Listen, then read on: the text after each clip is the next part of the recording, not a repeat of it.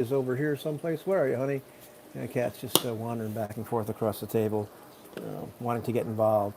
And so I haven't made a lot of videos lately, and because I've kind of mentioned off and on that my girlfriend is essentially at the end of life stage of lung cancer, adenocarcinoma, non-small cell lung cancer. So pretty much the last couple of weeks have been sort of like the end stage period, and we're still in the thick of that. So I haven't had a chance to make videos, and I kind of put some things on hold. However, I did get some nifty stuff in the mail, which I kind of forgot I was getting.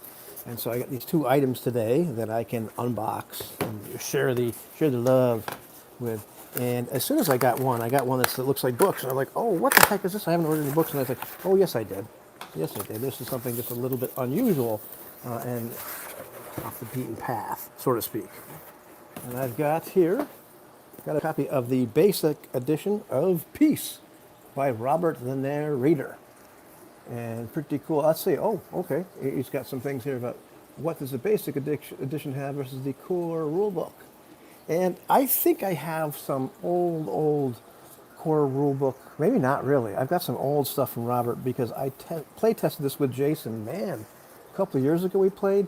I wanted to get involved with play testing it again, and Dell and some of the other guys had play tested it with Robert, but I still want to run this. So, Robert was talking about this idea that, or I think actually Dell turned me on to the idea that he had made it available in hard copy.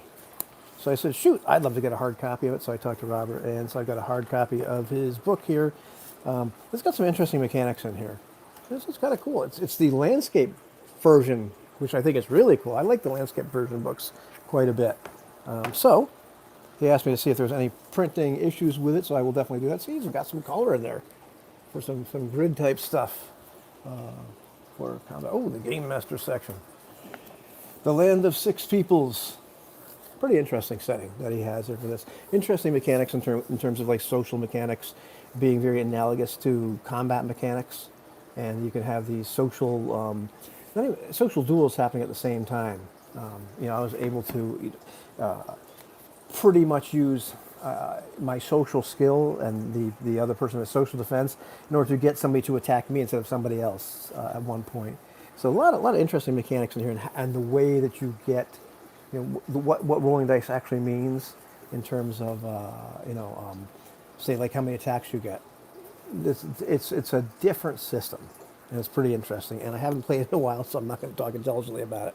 But I was really kind of neat, excited to get this in a hard copy because he made the PDF available. But I just like to have something that I can really look at, especially if I'm going to run the game. And I would like to run the game for my friends or for some people just to do some playtesting on it, which is probably going to have to wait, or is going to have to wait until things kind of clear up here, which is sad considering what that means. But anyhow, the other thing I got here.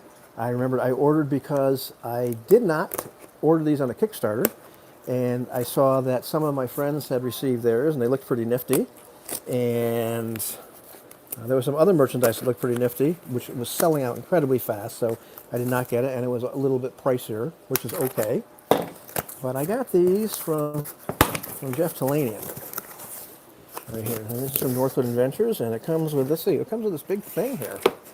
Oh, look at this Sithakwa's Woe. Look at this whole little thing right here. Oh, critical misses optional for Stunning Signet Swordsman and Sorcerer's Hyperborea, which I will now put in my list of stuff. I did not realize I was going to get this. So this is actually pretty cool. Oh, wow. This is a D12 with bad misses. Okay, yeah, I guess bad misses, drop a weapon, stumble, trip, fall, hit ally, and hit self. Wow. Bad miss, embarrassing attack attempt. Where the vertical attack routine may continue, drop weapon, pitches 1d6 plus 4 feet in a random direction, and there's a direction that goes by d6. Stumble, awkward stumble, one adjacent enemy, if applicable, gets 1 free attack. No further attacks possible for the rest of the round. Trip, fall, you're prone, and subject to all the effects of prone. Hit ally, complete blunder, result in the closest melee or closest to intended target, missile target being struck for normal damage. And let's see, wow. And depending if you're a fighter type, it's a 1 in 8 chance to inflict critical damage to an ally. If a combat is a cleric, a type is a cleric thief or monster, 2 in 8. If you're a magician, 3 in 8 chance. And then hit self, complete attack mishap results in normal damage inflict it to yourself, including the critical misses or the critical damage possible. It's hysterical. I'm not a huge fan of critical misses, but hey, why not? That's the kind of cool, nifty little thing that's lame, but which is not what I bought, by the way. Man, I'm getting tons of text from this group text. And oh, wait, what else?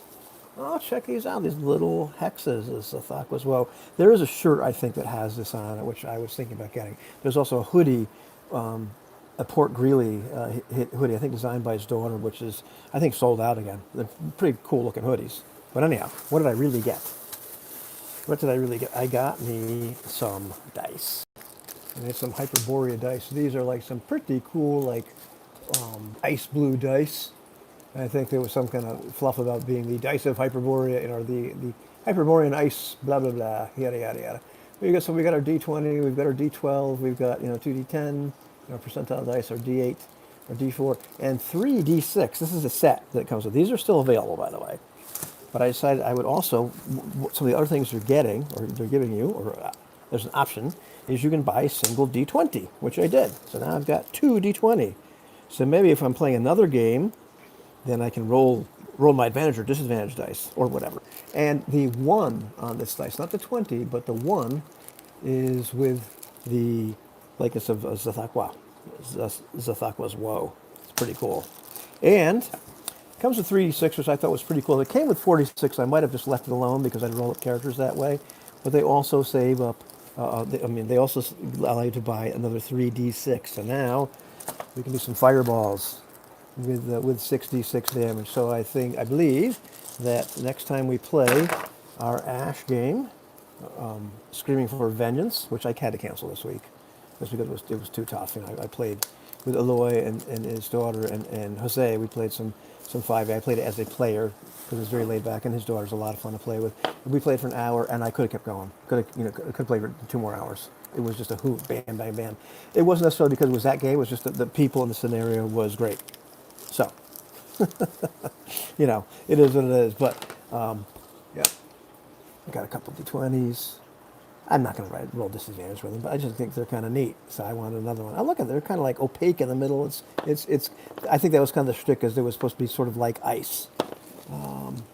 Let's see. Yeah, I think they all kind of got a thing in the middle there. It looks like that middle part of ice, so to speak. So we've got 6d6, big numbers too. These are kind of reminding me of the Zuccotti dice a little bit, with the big giant numbers. They're very similar in size, not similar in size Zuccotti-wise. We've got our 2d10, we've got our d8, we've got our lonely d12, which gets used a lot in this game, which I really appreciate. In fact, I'm kind of, he should have made some of these available.